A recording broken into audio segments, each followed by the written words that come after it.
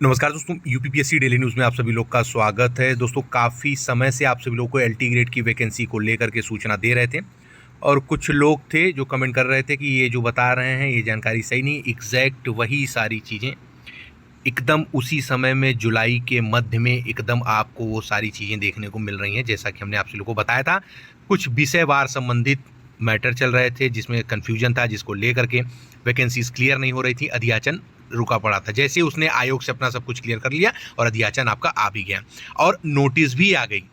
जैसा कि आप हमारे टेलीग्राम चैनल जुड़े होंगे, जहाँ पे सबसे पहले हम आपसे लोगों को कोई भी चीज़ होती है वीडियो नहीं बना पाते तो वहाँ लिख देते हैं, तो टेलीग्राम पे जरूर जुड़ जाइएगा। जो ना जुड़े हो डिस्क्रिप्शन बॉक्स में लिंक दे देंगे, जुड़ जाइए, चैनल को पिन कर लीजिएगा। एक ही चैनल आपको कई सारी चीज़ें प्रोवाइड कर देता है, जब आप जुड़ेंगे तो आप स्वतः जानेंगे। आज हम बात करेंगे सब्जेक्ट कॉम्बिनेशन का, कि आप सभी लोग एलटी ग्रेड में कौन से सब्जेक्ट कॉम्बिनेशन वाले लोग फॉर्म भर सकते हैं, और कुछ अफवाहें जो लोग बात कर रहे हैं उस पर भी बात करेंगे कि क्या सिर्फ टेट वाले ही एलटी ग्रेड का फॉर्म भर सकते हैं कि नहीं, इसके लिए भी आप सभी लोग बने रहें। आइए सबसे पहले सब्जेक्ट कॉम्बिनेशन देख लेते हैं। सबसे पहले आप देखिए, ये सरकारी गजट है, उत्तर प्रदेश प्रदेशीय सरकार द्वारा प्रकाशित है 30 जनवरी 2025 का ये, ठीक है। अब आप देखिए, इसमें कुछ चीज़ें लिखी गई हैं, ठीक। यहाँ पे कुछ नियम वगैरह बताए गए हैं, नियमावली है 1983 की, उसको लेकर के अब हम बात करते हैं इसके स्तंभ 1 स्तंभ 2 में कि आप सभी लोग कौन कौन सा विषय रखते हैं, तो क्या क्या चीज़ें आप सभी लोग उसके हिसाब से भर सकते हैं। तो जी हाँ दोस्तों, आप सभी लोग देख सकते हैं स्क्रीन पे, ये स्तंभ 1 है, विद्यमान नियम, ये एतद द्वारा प्रतिस्थापित जो नियम है, ठीक है।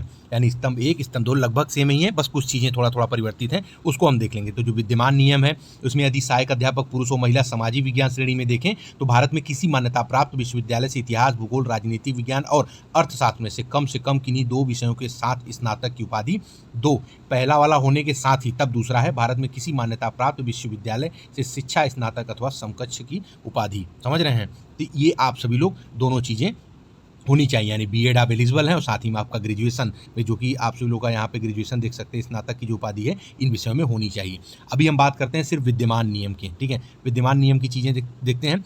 उसके बाद सहायक अध्यापक पुरुष महिला में हम दूसरा नंबर में देखते हैं, तो इसमें है मान्यता प्राप्त विश्वविद्यालय से अंग्रेजी साहित्य के साथ स्नातक की उपाधि अथवा सरकार द्वारा मान्यता प्राप्त कोई समकक्ष उपाधि हो, और भारत में किसी मान्यता प्राप्त विश्वविद्यालय से शिक्षा स्नातक यानी बीएड की आपकी समकक्ष अथवा उसकी उपाधि होनी चाहिए। तीसरे में है भारत में किसी मान्यता प्राप्त विश्वविद्यालय से एक विषय के रूप में गणित के साथ स्नातक की उपाधि। बाकी दूसरा आप सभी लोग का वही यहाँ पे दिया गया है। यहाँ पे 4 नंबर में बात कर रहे हैं, तो बात कर रहा है भारत में किसी मान्यता प्राप्त विश्वविद्यालय से किस विषय के रूप में भौतिक विज्ञान और रसायन विज्ञान के साथ स्नातक की उपाधि, ठीक है, अथवा सरकार द्वारा मान्यता प्राप्त कोई समकक्ष उपाधि। 5 नंबर है भारत में किसी मान्यता प्राप्त विश्वविद्यालय से जंतु विज्ञान और वनस्पति विज्ञान के साथ स्नातक की उपाधि। 6 है भारत में किसी मान्यता प्राप्त विश्वविद्यालय से एक विषय के रूप में हिंदी के साथ स्नातक की उपाधि, और एक विषय के रूप में संस्कृत के साथ इंटरमीडिएट यदि आपने किया है अथवा संस्कृत के साथ समकक्ष परीक्षा दी है तो उसकी आप सभी लोग के पास होनी चाहिए, बाकी बीएड की डिग्री है। 7 नंबर पे भारत में किसी मान्यता प्राप्त विश्वविद्यालय से एक विषय के रूप में संस्कृत के साथ स्नातक की उपाधि अथवा सरकार द्वारा मान्यता प्राप्त किसी विश्वविद्यालय से समकक्ष की उपाधि होनी चाहिए। 8 नंबर में भारत में किसी मान्यता प्राप्त विश्वविद्यालय से एक विषय के रूप में उर्दू के साथ स्नातक की उपाधि अथवा सरकार द्वारा मान्यता प्राप्त किसी विश्वविद्यालय से जो उपाधियाँ होती हैं उसके विषय में। और 9 नंबर है भारत में किसी मान्यता प्राप्त विश्वविद्यालय से एक विषय के रूप में फारसी के साथ स्नातक की उपाधि। 10 नंबर में भारत में किसी मान्यता प्राप्त विश्वविद्यालय से एक विषय के रूप में अरबी के साथ स्नातक की उपाधि। और 11 नंबर भारत में किसी मान्यता प्राप्त विश्वविद्यालय से संबंधित विषय में स्नातक की उपाधि है। और 12 नंबर और होना चाहिए भारत में किसी मान्यता प्राप्त विश्वविद्यालय से कला अथवा ललित कला के विषय के साथ स्नातक की उपाधि। 13 नंबर भारत में किसी मान्यता प्राप्त विश्वविद्यालय से स्नातक की उपाधि, ठीक है, मान्यता प्राप्त विश्वविद्यालय से स्नातक की उपाधि। भारत में किसी मान्यता प्राप्त विश्वविद्यालय से बीपीएड होना चाहिए, इसकी बात कर रहा है, तो आप सभी लोग बीपीएड का जरूर ध्यान दीजिएगा। 14 नंबर है भारत में किसी मान्यता प्राप्त विश्वविद्यालय से एक विषय के रूप में संगीत के साथ स्नातक की उपाधि। 15 नंबर है भारत में किसी मान्यता प्राप्त विश्वविद्यालय से कृषि उद्यान कर में स्नातक की उपाधि। 16 नंबर आप सभी लोग का वाणिज्य में स्नातक की उपाधि। 17 नंबर में आप सभी लोग का है गृह विज्ञान के साथ स्नातक की उपाधि।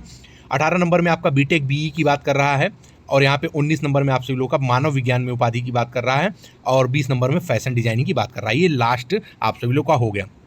अब हम बात करते हैं कि इसमें जो दूसरा क्रम में दिया गया एतद द्वारा प्रतिस्थापित उपनियम क्या कहते हैं। इसमें क हम पढ़ देते हैं। नियुक्ति प्राधिकारी का तात्पर्य पुरुष शाखा और महिला शाखा दोनों के संबंध में अपर शिक्षा निदेशक राजकीय उत्तर प्रदेश प्रयागराज से संबंधित है, ठीक है। अब इसमें जो नियम दिए गए हैं ये पीडीएफ आप सभी लोग हम अपने टेलीग्राम चैनल पे अपलोड कर देंगे, वहाँ से आप सभी लोग इसको डिटेल में देख सकते हैं कि कैसे क्या यहाँ पे दिया गया है। और जो नोटिस आज सुबह आई थी वो नोटिस टेलीग्राम चैनल पे अपलोड है। दोस्तों आपको बता दें, जो वैकेंसी क्लियर करी गई है पुरुष और महिला की, अभी जो मैंने आपको बताए हैं, आपको सब्जेक्ट कॉम्बिनेशन जो बताए हैं, अब वैकेंसी निर्धारित करेगी कि कौन कौन से सब्जेक्ट कॉम्बिनेशन के पोस्ट आ रहे हैं। ऐसा नहीं कि मैंने सब बता दिए तो सब लोग भर ही दे रहे हैं क्या कैसे। अगर उस विभाग, जैसे कभी कभी क्या होता है हिंदी के अंग्रेजी के आए, बाकी अन्य किसी के नहीं आए, तो वो डिपेंड करता है कि वहाँ पे वो पोस्ट उतनी उस विषय में खाली होनी चाहिए। अब बात करते हैं तीसरी, कि लोग काफ़ी हमारे पास भी मैसेज कर रहे थे, जानकारी के तौर पे पूछना चाह रहे थे कि टेट एलिजिबल है वही लोग ये एलटी ग्रेड फॉर्म भर सकते हैं क्या। तो ऐसा बिल्कुल भी नहीं है। जो 2018 में नियम था उसी नियम के समक्ष ये सारी चीज़ें होंगी। और प्रीलिम्स और मेंस 2 प्रकार से ये पेपर होगा। तो टेट की अगर कोई बात करे तो उसको दिमाग से निकाल दीजिएगा, क्योंकि टेट का मतलब है कि पहले प्रीलिम्स का एक पेपर मान लीजिए उसको, फिर उसके बाद सुपर टेट होता था, तो एक प्रकार से वो मेंस होता था। जैसे आपका पेट होता है, पेट एक एग्ज़ाम होता है, फिर उसके बाद मेन एक फाइनल एग्ज़ाम होता है। तो जब पहले इसमें प्री और मेंस 2 हो रहा है तो उसका कोई इसमें आने का संभावना ही नहीं है। तो ये सारी चीज़ें आपसे लोग जरूर जानें, अपना भी खुद का भी एक दिमाग लगा सकते हैं। और बाकी जो पुराने नियम थे उसी हिसाब से होंगे। हाँ, अभी सिलेबस आ जाए, इसका क्लियरेंस हो जाएगा। अब पुराने पैटर्न पे ही चीज़ें रहेंगी, लेकिन कुछ मेंस हो रहा है तो चीज़ें क्लियर हो जाएँ क्या क्या हो रही। हालांकि प्रीलिम्स की जो चीज़ें थी उसी बेस पे ही सब कुछ होगा, लेकिन मेंस के लिए क्या क्या ऐड करते हैं कैसे, इसके लिए बने रहें। आप ज़्यादातर प्रयास करें कि ऑफिशियली, खासकर एकदम काफ़ी समय बाद ये नोटिस आ रही है, ऑफिशियली आयोग की तरफ से जब तक कोई चीज़ें एकदम क्लियर तरीके से ना आए तब तक आप किसी अन्य चीज़ों पर विश्वास ना करें। और जो हमारे चैनल जुड़े हैं, हम कोशिश करते हैं कि अगर चीज़ें हो सकें तो आप लोगों को सच्ची और अच्छी खबर आप लोगों को प्राप्त कराएं। तो जो भी होगा हम आप लोगों को प्राप्त करवाते रहेंगे। तो जो भी चैनल में आए, चैनल को सब्सक्राइब करके बेल आइकन जरूर प्रेस कर दें, ताकि उत्तर प्रदेश लोक सेवा आयोग अन्य प्रतिभा की तरफ से कोई भी महत्वपूर्ण अपडेट और आप सब लोग ऐसे ही मोटिवेशन, ऐसी जानकारी वीडियो मिस ना होने पाए। मिलते हैं अगले वीडियो में, तब तक के लिए जय हिंद, जय भारत, नमस्कार।